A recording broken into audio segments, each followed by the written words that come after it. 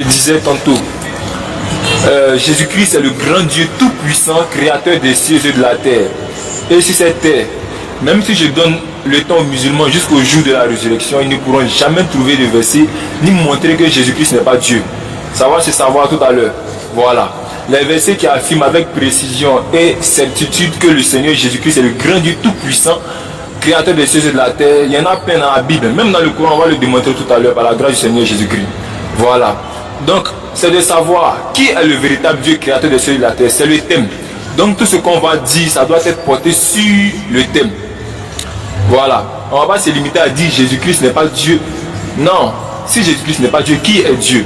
Parce que quand tu dis à un enfant que 1 plus 1 n'est pas égal à 3, là, c'est bien de lui dire 1 plus 1 n'est pas égal à 3, mais c'est encore mieux de lui dire 1 plus 1 est égal à 2. Donc, en disant que ce qu'il dit est faux, là, c'est encore mieux de lui apporter la vérité. C'est ce que Jésus faisait quand il était face aux pharisiens. C'est comme ça.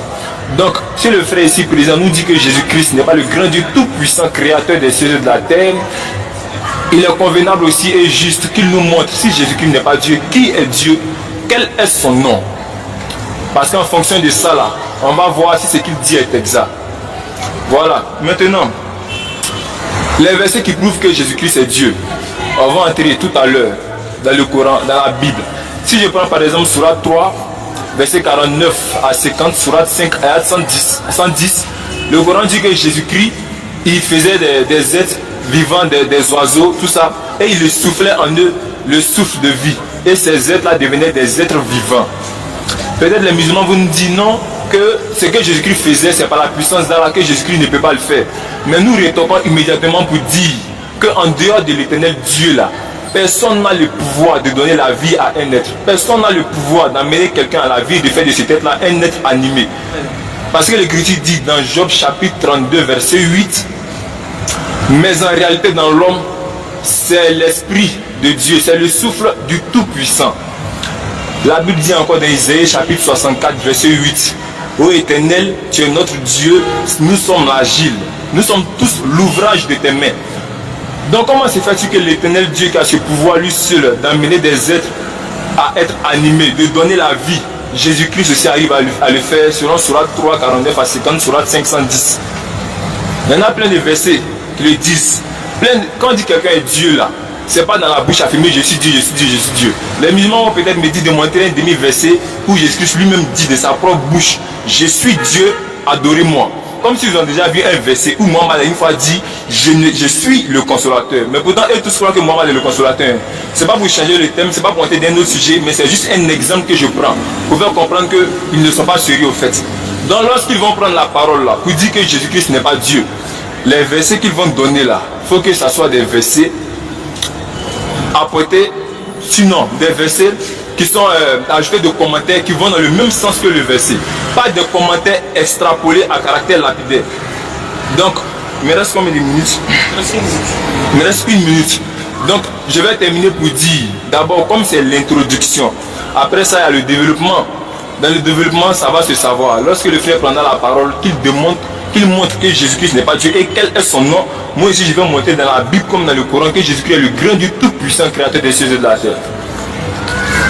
Alors, merci de m'avoir donné la parole. Merci.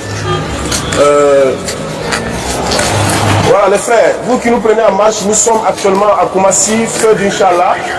Voilà, d'un petit poteau rapidement. Voilà, nettoyer le frère, nettoyer son cerveau, nettoyer son idéologie rapidement. Voilà.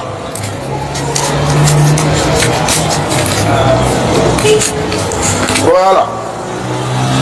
Donc,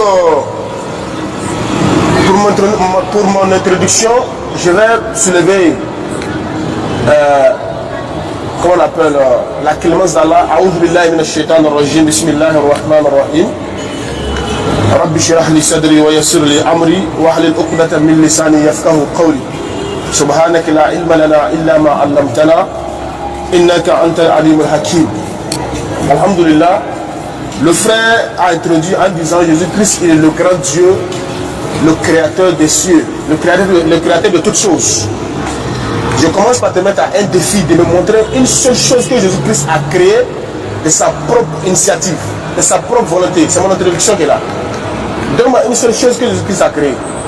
Et puis, Jésus-Christ ne peut pas être Dieu. Dans le Coran, Dieu nous a tout démontré. Il dit aux gens de livre, pourquoi cachez-vous la vérité? Vous mêlez les faux au vrai.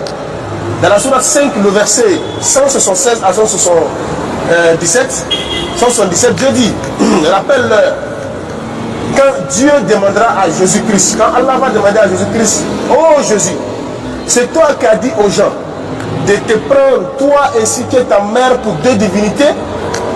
Jésus-Christ dira, gloire et pureté à toi, Allah.